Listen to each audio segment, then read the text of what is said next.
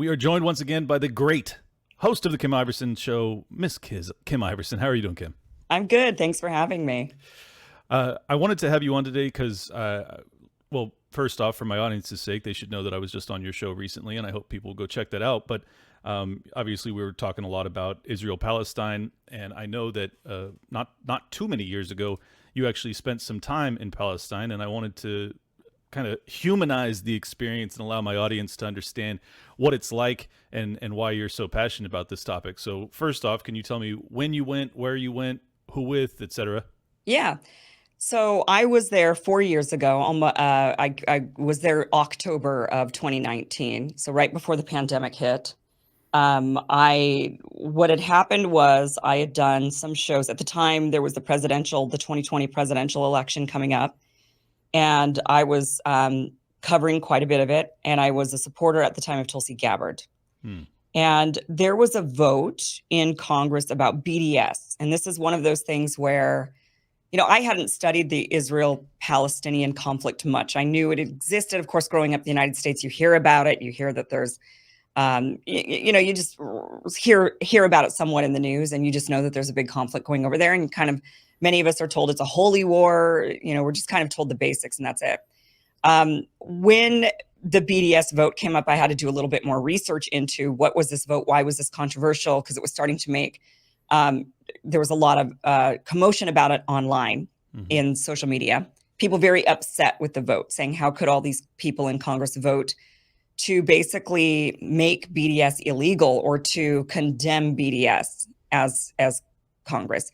And many people were really upset with Tulsi Gabbard for that vote. So I looked into it, looked into the movement a little bit, the boycott, divest, and sanction. So the movement is to boycott, divest, and sanction Israel in order to pressure them into ending the apartheid. That is what the BDS. So whether you agree with that or not, I'm just giving the, Sure. what it is for, and specifically to end apartheid. So I looked into it, and I did a quick video on it, and I ended up getting the worst pushback I had ever had on any of my videos. I mean, people just eviscerated me. It was, I didn't realize that talking about the Israel-Palestinian conflict would be really going into, it's like kicking a hornet's nest. I really did not know it was going to be that controversial. I found that out this week too, or over the past month, talking about kicking any hornet's nest. Yeah. Yeah. I mean, and there's a lot of controversial topics. And of course, there's a lot of topics that people get passionate about, and then they hate each other and they say all kinds of crazy things. But this one particular issue is much more so. I think the emotions are even more heightened. So I did a video on it. I don't even remember exactly, to be honest with you, what stance I took. I just remember getting a lot of pushback. I mean, people just hated me. Yeah. So I went. Well, one thing I know is it doesn't really matter what position you take. You're going to get a lot of flack. Right, exactly. So it doesn't even matter which side I took on that, because you're just going to get hated no matter what, right? So I went dark for 4 days, and I was like, maybe I need to research this some more. So I did a lot of historical reading into the Israeli-Palestinian conflict. Now, I am not Jewish. I am not an evangelical Christian, which tends to be more Zionist than like Catholics, for example. I grew up Catholic and Buddhist. So I really didn't have any bias either way about this conflict, just really could not care. I did convert to Mormonism when I was 14, and Mormons are quite Zionist, actually.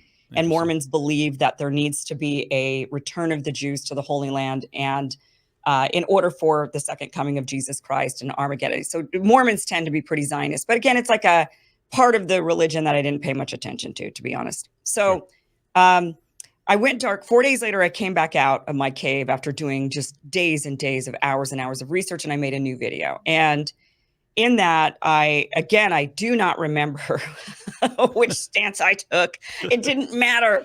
I got hated on, just hated on. I think I actually affirmed what I kind of originally said, which is that I do not support the BDS movement. And I still have issues with the BDS movement, because I do think that the founders of BDS and the people who push it at the top, the people who are actually in charge of the movement,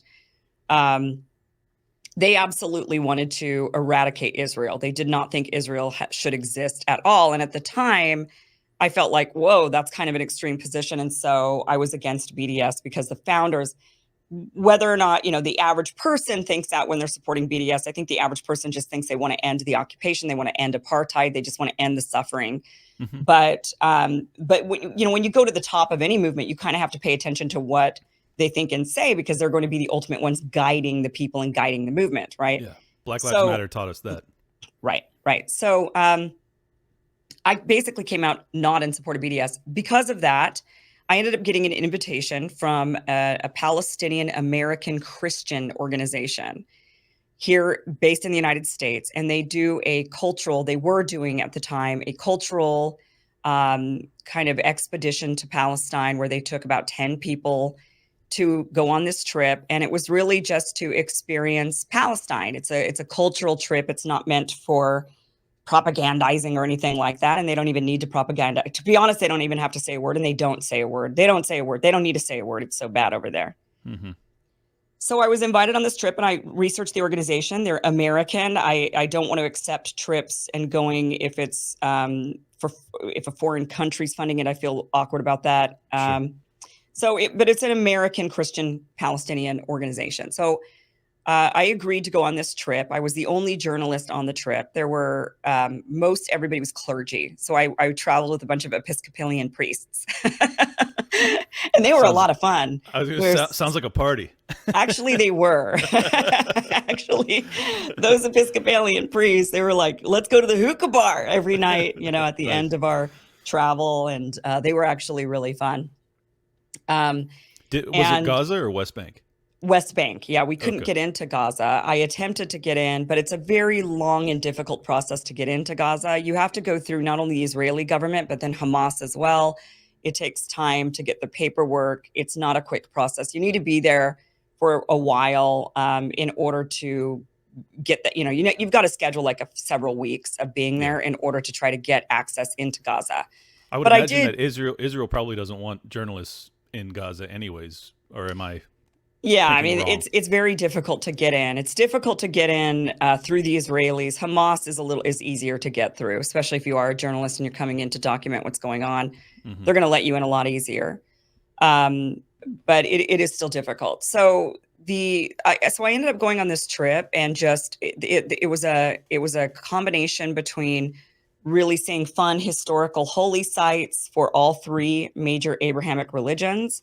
And it was also a combination of then seeing the refugee camps, the UN schools, the going through checkpoints, Hebron,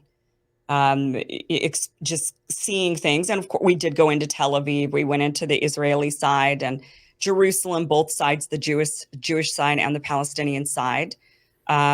We went to Arab neighborhoods inside of Israel. So these would be Palestinians with Israeli citizenship. Right. We went and met with them. We went and met with members of the Knesset of the Arab League in the Knesset. So the Palestinian leaders.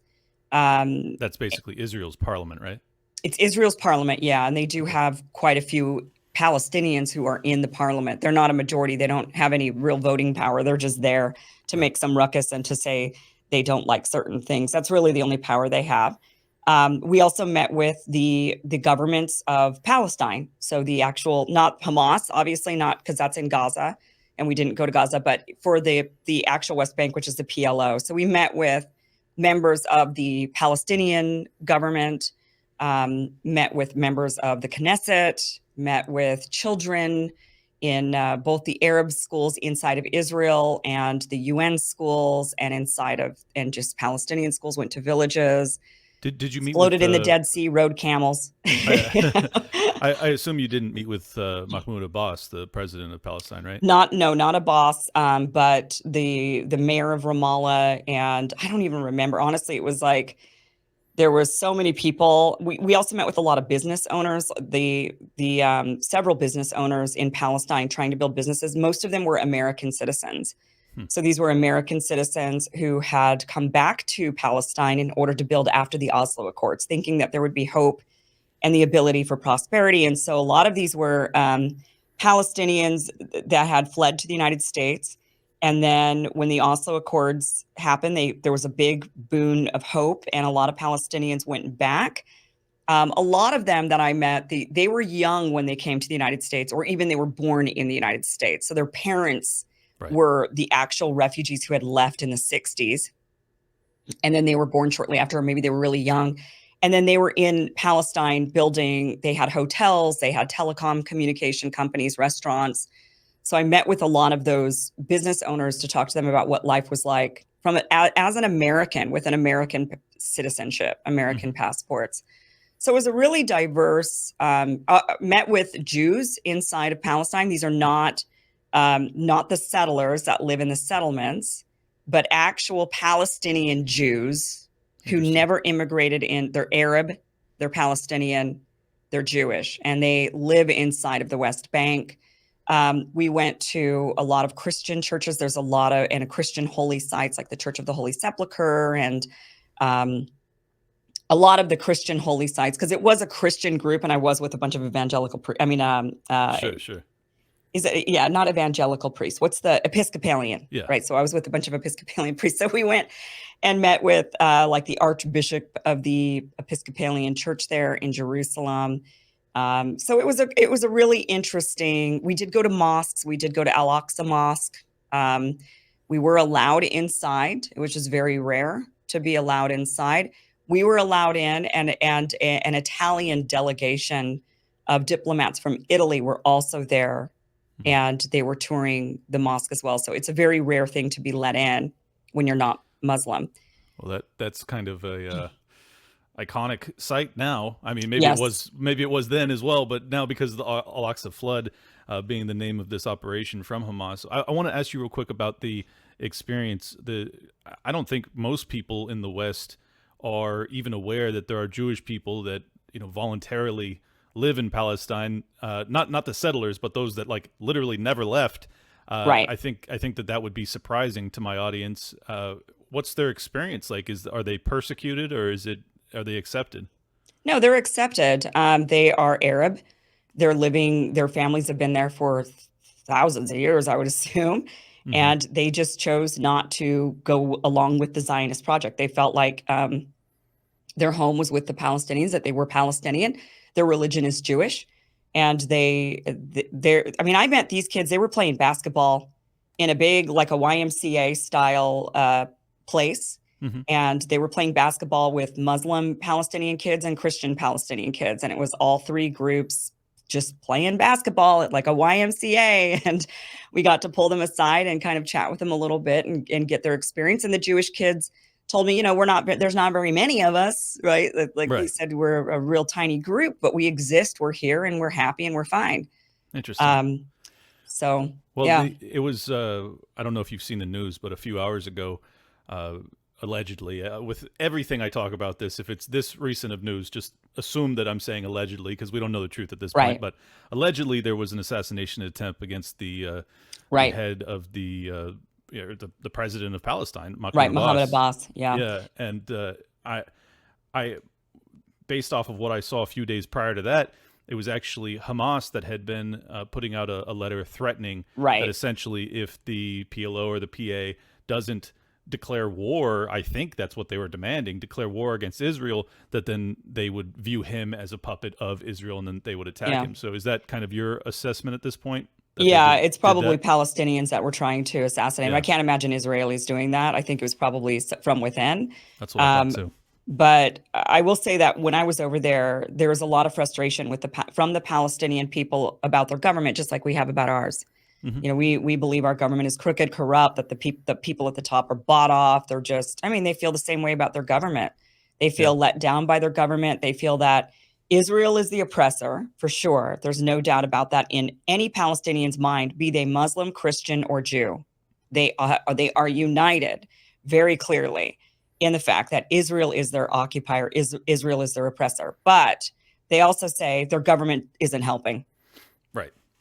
I think they're right. Yeah.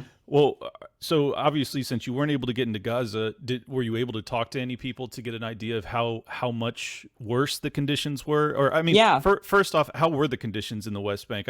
You've already described, what it was like, but I know that in Gaza the poverty is backbreaking. Is it as bad in the West Bank? In parts, it's really bad. In the West Bank, it's just as bad in Gaza and in some parts of the West Bank. It is by and large very, very poor, very difficult to, like they don't have running water. So they get running water 3 days a week. They have these giant tanks on top of their buildings that they have to fill with water for the days that they don't get running water. So it's very limited. You can tell when you're in the hotel the day the water is running and the day that the water is coming from the tank because of the pressure that is coming out of your shower that day. Wow. There's so it's very poor. It's very the history is very rich, so it's really fascinating and amazing to be there just for the history. The people are very nice. I stayed in Ramallah, so my hotel was in the West Bank. The first night we stayed in Jerusalem, at the Episcopalian Orthodox, their church. They have like a hotel attached to the ancient church in Jerusalem. And we stayed there the first night. And then the rest of the nights we were in Ramallah, which is the de facto capital of Palestine. It's a very, for being poor, metropolitan. The hotel was swanky and modern and had cool restaurants. And as a woman, going around Palestine, I did not need to cover up. Of course, I dressed more, modest because I'm Sure. in a modest conservative country, just like I would if I were going to visit grandma, or something, Right, grandma right. and grandpa. But but I didn't have to cover up only when I was going into the mosque, of course. And actually, the group that made us cover up the most were the Greek Orthodox at the Greek Orthodox Church. I mean, they were strict. I mean, they made the men cover up. It was the Yeah. women and the men had to cover up. Cover The them Greek ankles, Orthodox. Job. Yes. Yeah. Well, just quick question for you, because I'm not very religious myself. I would say I'm agnostic, but this is the Holy Land that you are in. Yeah. Can you feel anything? Does it feel as if it's something ancient and special, or is it just like ancient and unique because it's so ancient? It's unique and ancient because it's ancient. Okay. That was my feeling. I didn't have some special, and I've actually been very religious throughout my life. Like I said, I grew up Catholic and Buddhist, from both of my parents, being a mixed race person, and then I converted to Mormonism, and I was very, very active in the Mormon Church for 15 years. I proselytized for the church. I've read the Bible like 11 times. Wow. So I completed and graduated through seminary. So I went through entire religious studies and education. Wow. So I was very, very religious for a really long time and really fascinated by the history of all of it and scriptures and really diving in deep into religion. And I have my degree in philosophy, and it was like philosophy and religion. So it's just, but yeah, I didn't feel like the Holy Spirit and God, and like, I didn't have like, wow. The reason I ask is because, there's just been so much fighting over the past, 70 years, but really vicious fighting in recent history, during my lifetime. And it's just so sad to me. And I'm like, I just hope that if they're going to fight over this holy land, that it actually is holy. Because, from my vantage point, like when I see all of these children dying, Yeah. that doesn't strike me as being in accordance with God's will. And I think that's what disturbs me most about this, is you're fighting for your religious beliefs. Both sides allegedly are doing so. And yet in light of that, you just see absolute destruction of innocent people. It's awful. Yeah. Yeah. Well, if you read the Bible, that's actually par for the course. I know it happens a lot. Yeah. Yeah, this is just the history of that region, as people are constantly being slaughtered and fallen to evil and back to good and back to evil and whatever. It was very fascinating. I mean, it was really, of course, fascinating to tour the sites. It's like I lived in Italy for a period of time and went to Rome, the Vatican, and went and saw the sites of the Vatican. And it's like really fascinating to see. But yeah, I'm not like hit with, wow, this is definitely a holy site that we should all be massacring each other over. Right. There were some really interesting things I discovered. Like, for example, the Christian sites are maintained by Muslims. So it was the Muslims that maintained the Church of the Holy Sepulchre, for example, because the churches, there were like 7 churches, 7 Christian churches, from Greek Orthodox, Catholics, Syrian Orthodox. There was all these different factions that would fight over the Church of Holy Sepulchre several hundred years ago. And the king at the time, who was Muslim, said, "Oh, you guys are going to kill each other and you're going to burn this place down, if we don't do something to step in." So the Muslims stepped in and said, "You know what, we're going to manage this and maintain this for you guys." So the king gave this set of keys to the Church of the Holy Sepulchre, which is where Christ was killed. It's where the cross, it's the site on top of the where the cross. Today's episode is once again brought to you by our favorite shaver in the world, NadeauShaveCo.com. That's NADEAU, shaveco.com. Stainless steel. You can minimize ingrown hairs, cut down on razor burn and irritation with their 100% recyclable, plastic-free razors. Veteran-owned, family-operated, best razor I have ever used. Not an exaggeration. Enjoy your shave. NADEAU, shaveco.com, promo code LOCKDOWN. Get yourself 15% off and get yourself the best razor in the game. NadeauShaveCo.com, promo code LOCKDOWN. Get one today. They gave the keys to the 2 Palestinian families and said, "You guys are just going to have to maintain this." And to this day, those 2 Palestinian families still maintain the holy sites. And it's the Palestinians who maintain, like, Bethlehem. It's the Palestinians who maintain these Christian holy sites. They care more about Christian holy sites than Jews do, just by nature of their religion. If you study Islam versus Judaism, you'll find that Islam actually values Christ and the Mother Mary quite a bit. Jesus, they don't think he's the Christ, but they value Jesus. And actually Mary is the only woman named in the Quran, and she has an entire chapter just dedicated to her.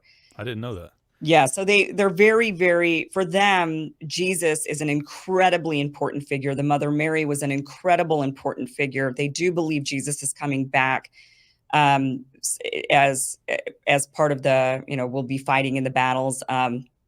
So they really, really, they have an invested interest in maintaining the holy sites for the Christians, and it is the Palestinians who are doing that more so than.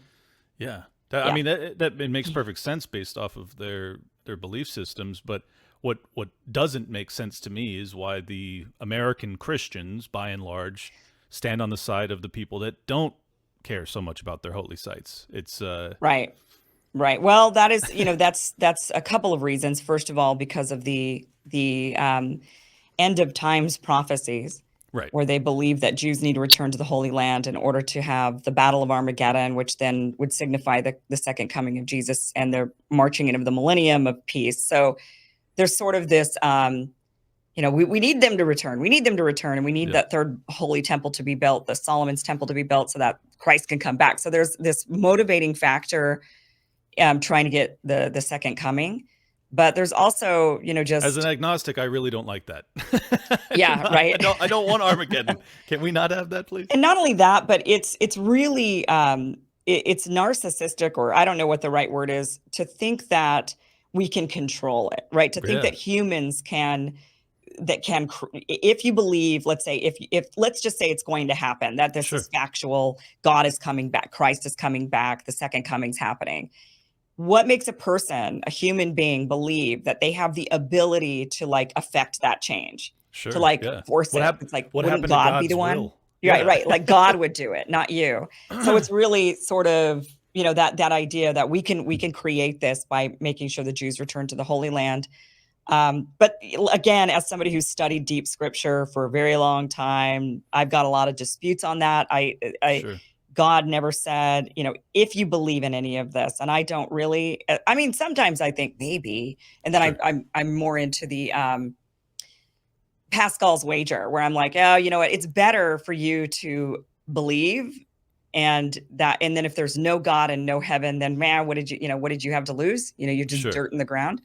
But if there is a God and a heaven and you don't believe and you end up in hell, that's not a good outcome. Yeah, the risk reward is definitely lopsided towards belief. Right. So you might as well believe. But there's when God, when the promise was given to Abraham and his seed, it was for his seed. There was nothing in the scripture that says, and they must be Jewish, they must be practicing Judaism. Mm-hmm. It's very specific that it is your lineage, your actual seed.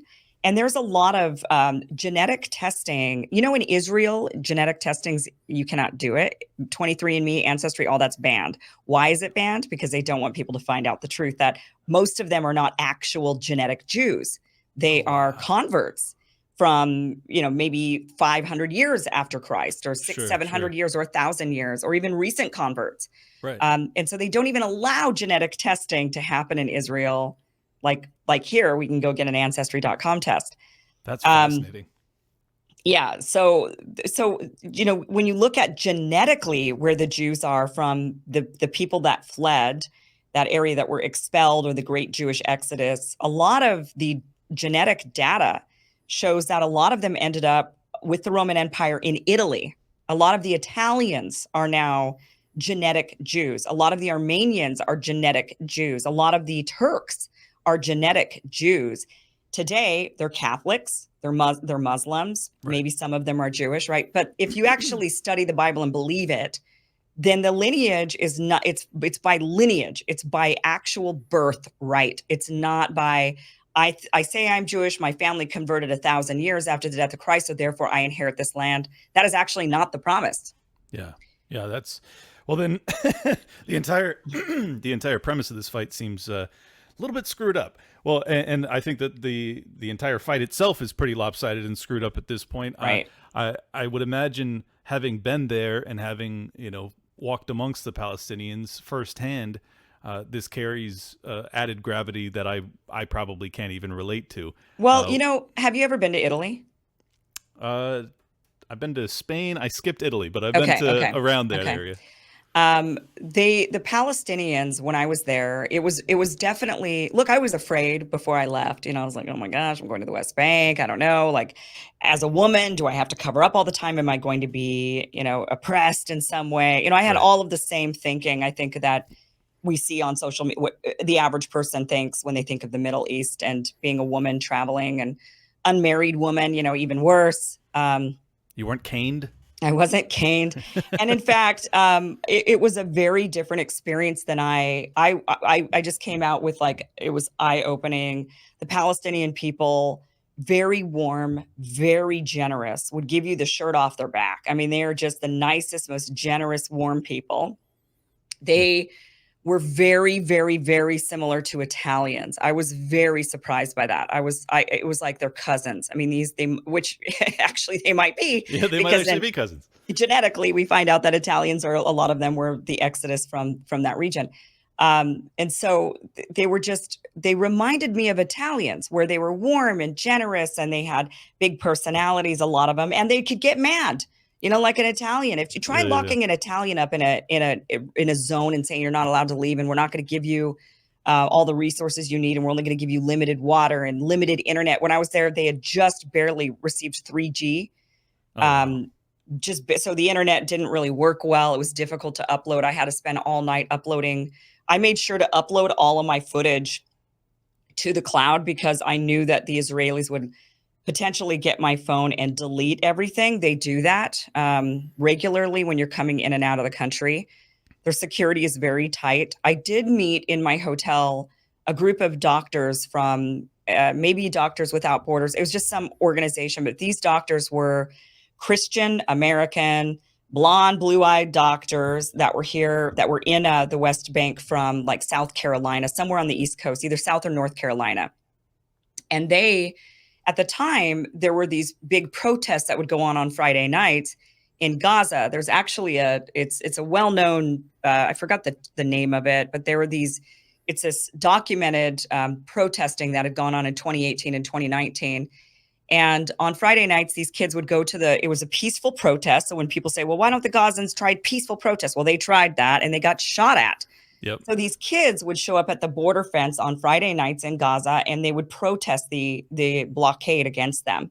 And they would be shot at by IDF soldiers that would just sit on a perch and just pop off, and blow off their hand, or blow off or get, target their eyes. Oof. And these doctors would go and they would volunteer to help give medical treatment to these Gazan kids. So they had just come back from Gaza, and they were telling me about it. And they were these doctors in their, 50s or 60s, older doctors just doing this. They do it. They said that they come once a year, that the group brings a bunch of different doctors and they take turns, and that their particular group comes out once a year. So they were like, would you like to see photos? They said Gaza, they stayed in a nice hotel in Gaza, like nice for a poor place. It's not, Sure. it's nothing fancy, but they said that there's restaurants in Gaza, there's hotels in Gaza. So very similar to the West Bank, but that it's very poor, it's very desolate, that the people have no resources, that you can't get. There's a lot of things you can. For example, when I was meeting with the members of the Knesset in the Arab League, the member I had met with had personally advocated the government to allow macaroni and crayons into Gaza, saying, how are you claiming that macaroni, cookies, crayons, and chips are somehow going to be used to make bombs? Yeah. You're paraphernalia.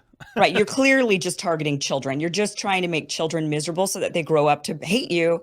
And then when they hate you, they enact violence. And then you can say, there you go. There you go again. Right. Being violent, you little brat. And then you can take the land. Right. Little animals. Right. So they were doing things purposefully to make these children's lives miserable in order to get them to grow up to hate Israel. So that's pretty sick. It is it's a strategy. It's a long-term strategy, and it's working. I mean, to Netanyahu's credit, I suppose, his plan has worked in a lot of ways. Just to steelman the Israeli argument, the reason that they will claim that they have the blockade is because of Hamas and because of terrorism, and they have to be able to control whatever goes in. Where I struggle to understand that rationale is, okay, but you're also blockading what goes out, which means that their economy will never function. And if you're going to do that and then claim, well, these people can't provide for themselves. Yeah, sure, we give them water. Sure, we give them electricity, but they ought to be doing it. It's like, well, you're not allowing them to establish a real economy. You blockade everything that comes in and out. It seems once again to fall into the plan aspect of trying to destroy them. They also need permits, like even inside the West Bank, which is supposed to be Palestinian territory, and inside Gaza, they have to have permits to build anything from the Israelis. Yeah, so they're not a sovereign nation. No. They're not sovereign in any way, shape, or form. They don't control their water, their ports, their air. They don't have airspace. They can't have a military. That's why Hamas has to hide, because they can't have an open base somewhere. Israel's going to blow it up. They're not allowed a lot of things. And so then to say, well, they need to be building their own water infrastructure. Israel won't give them the permits to build the water infrastructure. Oh, interesting. So how can you say it's up to them to build the water, what they need for running water, when you won't give them the permits to build it? If you do give them the permits to build it, which takes years for the Palestinians to get a permit, whereas in Israel it takes a week, they then limit the supplies so that you're not able to build because you don't get the right materials that you need. And I know that from when I came back shocked. And I mentioned how shocked I was on my personal Facebook page, to just my friends and family. And I had a lot of Mormons on my page that are very supportive of Israel. And there's a BYU Jerusalem, and, Mormons are very supportive of the Zionist cause. I mean, in Utah, it's Zion's bank, Zion everywhere. Okay. Right. So I had some Mormon friends reach out and say, and Mormons are often into very humanitarian missions, and they go on missions for the church, and then a lot of them go into service. They like doing service. And so one of them was an engineer, and he actually got hooked up with an organization that would go over to the West Bank and try to build water infrastructure for the Palestinians in the West Bank. And he said he went over there thinking Israel's the good guys. These guys are all terrorists, right? He had that mentality. And then he said what he saw over there changed his life. And he is so disgusted by Israel. Everybody I know that goes over there comes back disgusted with Israel. I don't know anybody who goes over there and says they deserve it. These people are terrorists. This is just, it's their fault. Nobody says that. Everybody who goes over there, no matter their bias, comes out and says, what the hell is going on? This is sick. This is sick. It is stuff we've read about in history books from Nazi Germany. And now we're seeing this it happen. They're using very similar tactics on these people. I hate to do it to you, but I gotta swing the second half of this episode over to Rumble. Unfortunately, we talk a little bit too openly and honestly about the circumstances that are occurring over there right now, and I don't think that I will be permitted to post it here. So my apologies. I will link to the full interview below. It is a very heart-wrenching one, but also a hopeful one at the end, and I hope you guys will enjoy it. So click that link and check out the rest there, and make sure you hit the subscription button over there because I post everything uncensored over on Rumble. Welcome to Liberty Lockdown. Please scan your barcode. Your liberty ain't gone, but yeah, it's on hold. Where did it come from and where did it go?